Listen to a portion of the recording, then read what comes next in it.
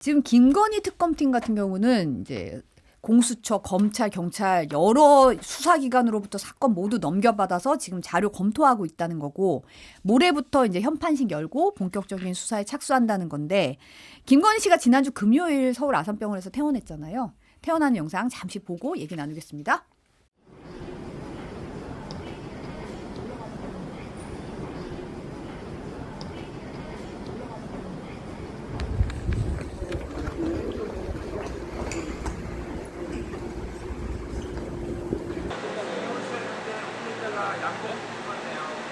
나오네. 뒤로 빠져주세요. 옆으로. 나오네.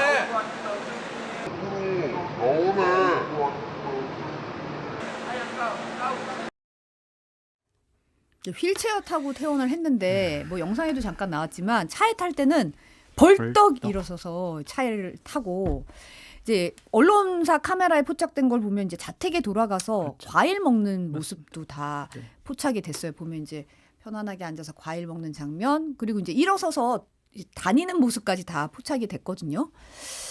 어떻게 보셨습니까? 아니, 거듭 말씀드리지만 네. 저런 분들 자꾸 경호처에서 경호하고 저렇게 모셔가고 모셔오고 막 이런 것들 정말 국민들 화나게 할 것 같고 법감정상도 문제가 많이 될 것 같다 그런 생각이 들어서 이 법 개정이 하루빨리 필요하다라는 좀 생각이 들고요.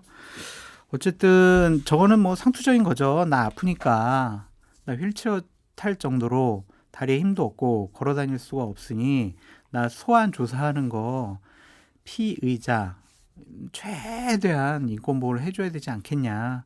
그럼 무언 중에 시위가 아니냐 그런 생각이 듭니다. 아, 그럼 너무 벌떡 일어나서 차에 타는 거 아닙니까? 그러면 그러기에는 그렇죠. 아니 그래서 댓글로 누가 우울증이 다리로 왔나 뭐 이런 얘기도 음. 나왔는데 근데 또 벌떡 일어나서 차에 타니까 그래서- 너무 이게 너무 순간이다. 그래도 어쨌든 뭐 정당한 특검의 수사 조사 요청에는 성실하게 임하겠다고 분명히 본인 입으로 얘기했기 때문에요. 건강상 뭐 그렇게 큰 뭐 병은 아닌 것 같고 뭐 쓰러져가지고 정신이 혼미하거나 뭐 그런 것도 아닌 것이기 때문에 특검에서 조사를 요구를 하면 와서 제대로 조사를 받으시라라고 말씀드립니다.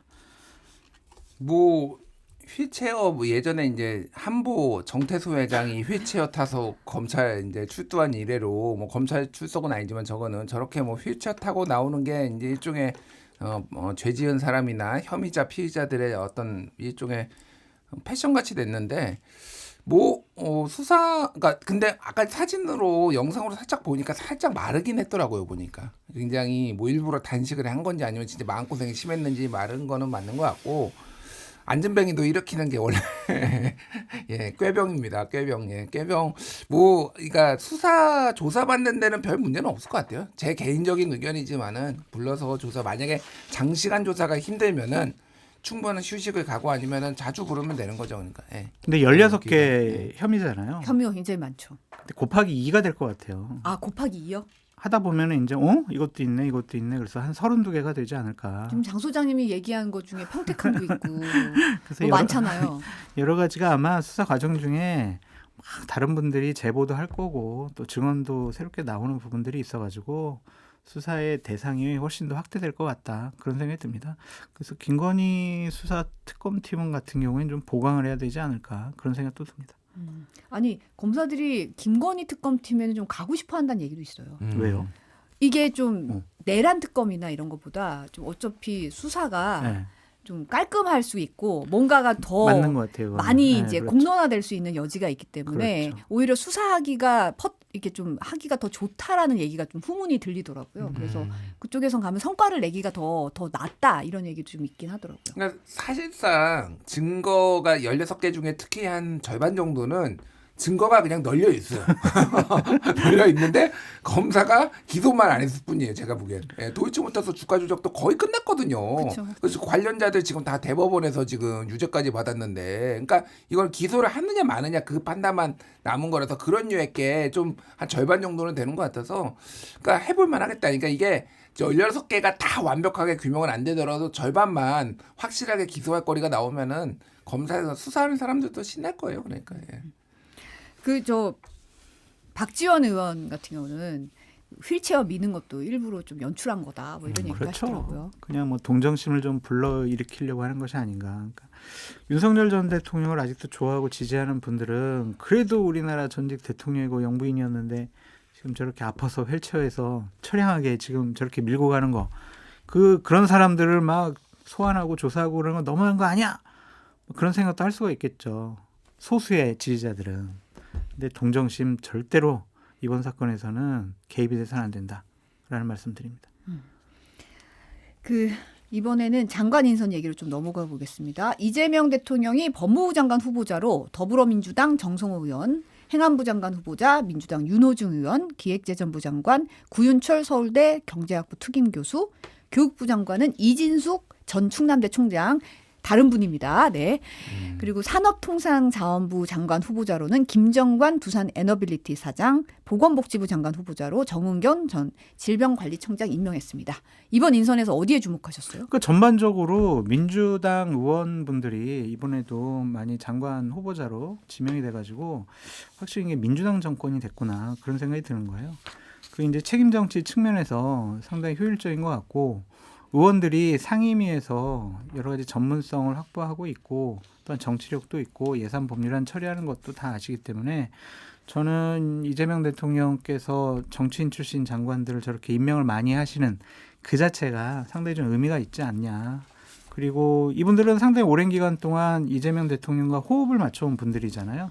초창기에 이재명 대통령이 좀 하고 싶어하는 일들을 내년도 지방선거 때까지는 성과를 좀 내고 싶어하는 것이 아닌가 그런 생각이 듭니다.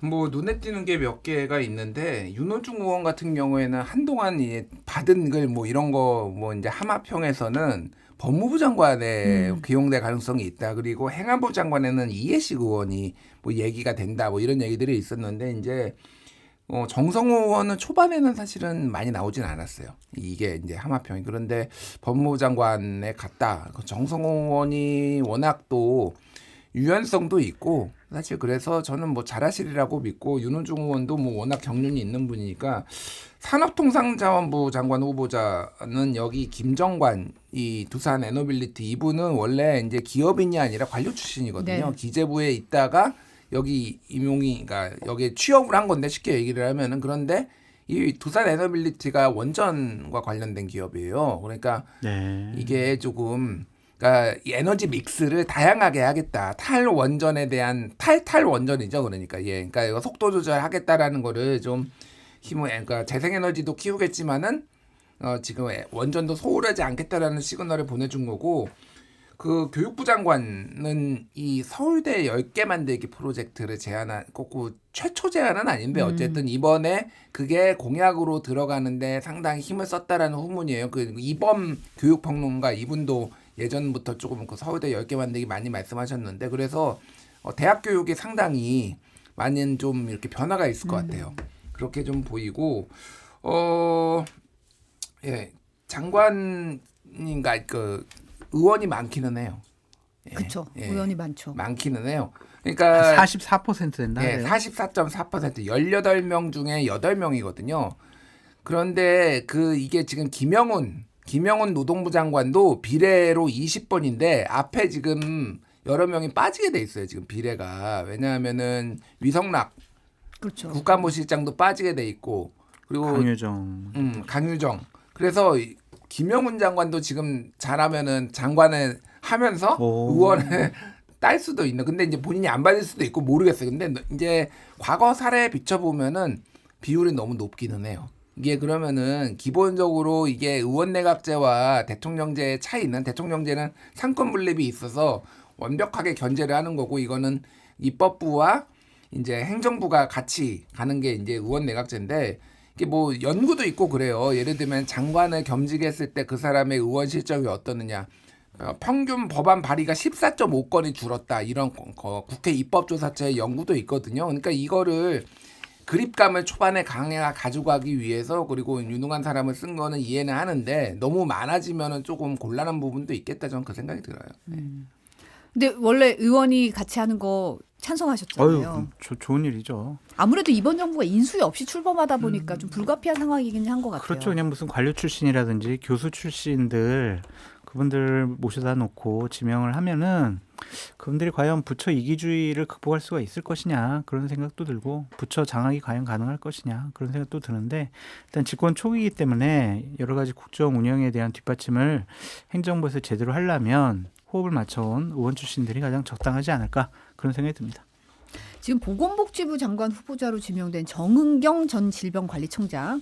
과거 코로나19 방역 총괄하던 시기에 남편이 코로나 관련 주식 투자했다는 의혹이 논란이 됐었는데요. 정 후보자가 국민 추천 인사로 많이 거론됐다고 해요. 특히 이제 많은 국민들이 국민 추천제로 정은경 질병관리청장 적임자라 이런 얘기 많이 했고, 정 후보자 같은 경우는 오늘 아침에 이제 이 주식 논란에 대해서 최근에 이 주식과 관련한 논란이 있었고 잘못된 내용이 많이 있었다. 청문회 과정을 통해 사실관계를 기반으로 국민에게 충실하게 설명드리겠다는 입장을 밝혔더라고요. 봐야 될 것 같아요. 이거는 예를 들면은 정은경 청장이 자 내가 이제 다음 주에는 마스크를 이제 전 국민들이 의무적으로 쓰게 해야지 그리고 손 소독 같은 경우도 의무적으로 하게 해야지 그 발표를 내가 다음 주 한 열흘 후에 해야지 그렇게 했다가 남편한테 알려줍니다. 다음 주에 마스크하고 지금 손소독제 관련해가지고 여러 가지 발표할 테니까 그 전에 좀 주식을 사. 이러면 이제 큰 문제가 생기는 거죠. 근데 이제 그런 게 아니라면 주식 투자 여부 자체를 문제 삼을 수가 있을까? 그래서 시점이 좀 중요한 것 같다라는 좀 생각이 들어서 언제 어느 때 몇 주를 어떻게 샀느냐 그런 것들을 청문회 과정에서 좀 봐야 될 것 같아요. 예, 뭐 정확한 지적이시고요. 그러니까 이 남편도 의사예요. 그러니까 서울대 의대 이제 두 사람 다 서울대 의대 뭐 캠퍼스 커플인지 제가 모르겠는데 약간 이제 둘 다 의사란 말이에요. 그러면은 의사로서의 어떤 판단 이런 걸로 본인이 이제 이런 것들이 앞으로 뜰 수 있겠다. 그러니까 본인이 사실은 주식 투자할 때는 가장 잘 아는 분야를 모르는 분야를 하는 것보다는 아는 분야를 하는 게 일반적이잖아요. 그러면 의료나 관련해서 그러니까 그 타이밍 자체가 정보 유출이나 이런 게 있는 것인지 아니면 본인의 독자적 판단으로 한 것인지 이게 좀 중요할 것 같아요. 그거를 이제 밝혀내는 것. 이게 그러니까 근데 이 손소독제나 이쪽을 이 주식을 가지고 있었다라는 거는 질병관리청장 때 이미 나왔어요. 한번 나왔었고 거기에 추가적으로 지금 더 이제 주식들을 가지고 있었다라는 게 나오니까 그 주식의 사고 판 시점과 그 정보 유출 가능성이 있는지 이거를 좀 봐야 될 것 같은데 그래서 이게 정은경 그 이제 전 질병관리청장 보건복지부 장관 내정자가 이게 낙마설이 있었어요. 그러니까 낙마라고 하기도 웃긴데 하여간 임명이 안 될 수도 있다라는 얘기가 초반에 이제 얘기가 나왔던 게 이 남편의 이 주식 문제가 이게 발목을 잡고 있는 거 아니냐라는 언론 보도도 나왔는데 결국은 정부에서 이렇게 이제 했다라는 거는 이재명 정부에서 대통령이 했다라는 거는 이게 생각보다 큰 문제가 아니다라고 판단을 했을 가능성. 그게 이제 실제 어떤 내용이 어떻든지 큰 문제가 아니라고 판단을 했을 가능성이 높으니까 이건 청문회를 좀 봐야 될 것 같다. 저는 이번에 있는 장관 임명 중에 정성호 의원을 법무부 장관 시킨 것도 상당히 좀 의미가 있지 않느냐 좀 그런 생각이 좀 듭니다. 대단히 온건한 분이시거든요. 대화 타협 협상 이런 것들을 중시하는 분이거든요. 그분이 이제 법무부 장관 된다라는 것은 이제 국민의힘 측이 좀 걱정할 수 있는 위헌정당 해산 심판 이런 것도 법무부 장관이 이제 원래 해야 되는데 그럴 생각이 좀 없으신 것 같아서 그런 부분들도 좀 안 해서 야당을 좀 대우할 수 있지 않을까 그런 분위기가 형성되지 않을까 그런 생각도 들고 검찰개혁, 사법개혁 같은 경우도 급진적이 아니라 상당히 좀 여러 가지 절차와 내용들을 잘 들어서 잘 해결할 수 있지 않을까 그런 생각이 좀 들어서 상당히 좀 잘된 인사가 아니냐 그렇게 좀 보여집니다. 근데 이제 아까 정은경 장관 지명자로 돌아가면 사실은 공직자가 직무상 얻은 정보를 사용했느냐 아니냐가 관건이잖아요. 이 부분 청문회에서 좀 밝혀줘야 될 것 같고 의협에서는 사실 정은경 전 질병청장 지명된 거에 대해서는 굉장히 환영하고 있더라고요. 그래서 의료계 지금 위기 극복을 위해서 대화 상대자로 정은경 지금 지명자를 굉장히 환영하고 있어서 이 문제 좀 꼬인 매듭을 좀 풀 수 있는 계기가 됐으면 하는 바람이 있긴 합니다. 풀어야죠. 지금 아유 너무 힘들어요. 병원 가기. 안 그래도 이제 많은 분들이 댓글로 이런 얘기 하셨거든요. 지금 아산병원 입원 너무 힘들다. 이런 얘기 하면서 사실은 그 휠체어에 뭐 입원에 이거에 또 공분을 사왔던 이유가 아니 지금 입원 못하는 사람이 이렇게 줄줄이 있는데 이게 맞나? 이런 사실 의문도 많이 제기를 했거든요. 실제. 짧게 말씀드리면 전공의 분들도 지금 상당히 어떻게 해야 될지 혼란스러워하고 힘들어하시는 분들 많이 있고요. 또한 재학생들, 신입생들 있잖아요. 수업이 제대로 진행되지 않아가지고 정말 고생해가지고 의대 갔는데 공부도 지금 2년째 못하고 있고 여러 가지로 문제가 있어서 상당히 어렵고 혼란스러워하는 이런 것도 해결하라고 이 나라가 있는 것이고 이 뭐 장관들 역할이 있는 거 아니겠습니까? 좀 빠른 해결 부탁드립니다.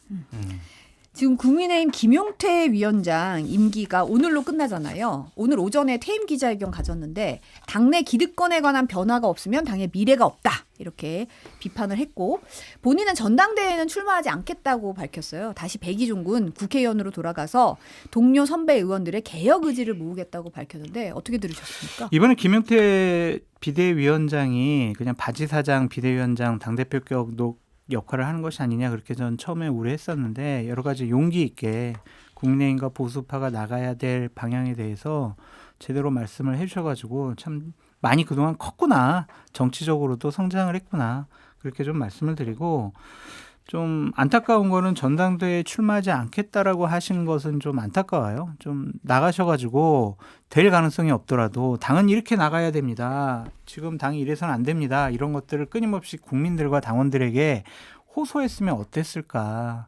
그래서 한번 좀 만날 기회가 있으면은 전당대회 나가보라고 좀 권유하고 싶은 심정입니다. 아, 출마를 권유하고 싶다. 네, 이런 분들이 나가야죠. 자꾸 이제 관저 앞에서 윤석열 지키자 이런 분들이 국민의힘에 전당대회 나가가지고 또 당대표하고 최고위원 하게 되면은 국민의 미래가 없어요. 자꾸 이런 분들이 힘들더라도 계속해서 부딪히고 깨지더라도 또 도전하고 그래서 당을 좀 바꿔나가야 되지 않을까 그런 생각이 듭니다.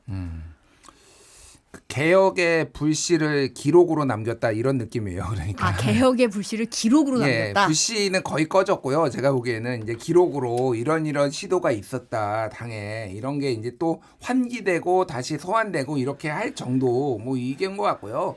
김용태 의원은 이제 장점과 단점이 좀 극명해요. 사실은 정치권에서도 이제 얘기를 들어보면은 쉽게 얘기하면 단점이 너무 간을 본다. 그리고 너무 줄을 탄다. 뭐 이런 거고 장점은 그만큼 불협화음이 적어요. 당내에서 친윤들도 이렇게 다른 사람보다 김용태를 세운 것도 그런 이유거든요. 그러니까. 근데 이제 막판에 이렇게 본인이 강력하게 5대 개혁안을 한 거는 너무 내가 친윤에 가까운 푸들 같은 이미지가 있으면 안 된다라는 거를 좀 세게 어필을 한 것 같아요. 그런데 전당대회는 또 나와도 승산이 크지 않으니 너무 또 약간 반골 성향으로 찍히는 건 싫으니 이렇게 좀 안 나온 거 아닌가 저는 그렇게 봐요. 그래서 이게 될 가능성이 매우 높으면 또 나왔겠죠. 그러니까 뭐 여러 가지 고민이 있을 텐데 어쨌든 뭐 안 나오기로 했으면은 당내에서 그러면 어떻게 개혁을 할 건지에 대해서도 좀 본인이 생각을 하셔야 되겠다. 지금 김용태 비대위원장 같은 경우는 어제 기자회견에서는 최혜병 사건 관련해서 사실 저도 그렇고 이제 많은 분들도 얘기를 하셨지만 진상규명하겠다고 약속했는데 비대위원장으로서 당론에 따라 표결에 참여하지 않았다. 유가족과 국민을 향해 공식 사과했어요. 그러면서 당론 제도에 대해서 근본적인 성찰이 이루어지길 바란다고 지적을 했는데 이 부분은 어떻게 보세요? 안 바뀌어요.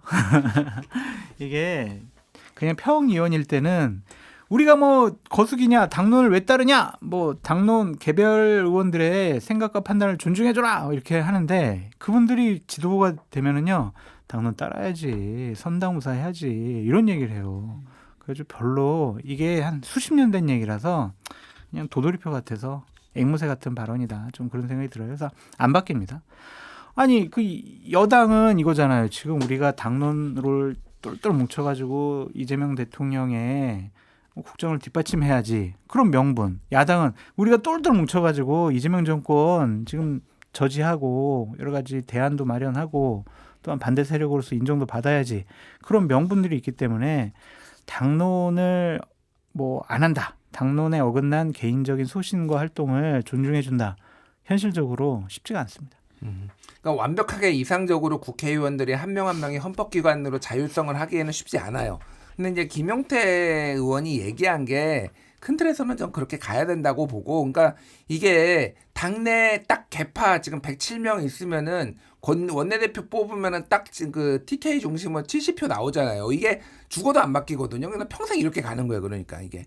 그러니까 그렇게 하지 않기 위해서는 당원들의 의사를 묻는다지. 이게 그러니까 긴급한 사항에 있어서는 먼저 선 결정 후 재가가 될지언정 기본적으로 이런 틀을 좀 마련해 놓는 것도 그러니까 시간적으로 여유가 있으면은 당원들 뭐 돈 들일 필요는 없지만 온라인 투표를 한다든지 아니면 대의원대를 온라인으로 한다든지 뭐 이런 식으로 조금 장치를 만드는 게 낫지 않나. 그러니까 지금 민주당도 과거에 좀 당론 결정 과정이 문제가 있다라고 하지만 민주당은 제가 보기에는 양반입니다. 그래도 그 정도면은 예, 당론에서 예를 들면은 예, 이재명 대표 시절에 그 체포동의안 뭐 이거를 당론으로 하는 거는 조금 부담된다. 반대한 사람들이 있어서 당론으로 안 됐잖아요. 이런 식으로 반대한 사람들이 세게 있으면은 당론으로 채택을 안 해요. 민주당은 그나마. 근데 국힘은 그냥 막무가내 우격다짐이에요. 그러니까 이런 얘기가 나올 수밖에 없는 거고 이거를 이제 누가 됐든 사실은 해야 되는데 할 수 있겠느냐. 지금 주류들이 만약에 당대표나 비대위원장이 되면 불가능하고 만약에 반대쪽에서 나오면 가능하겠다 그 생각이 듭니다.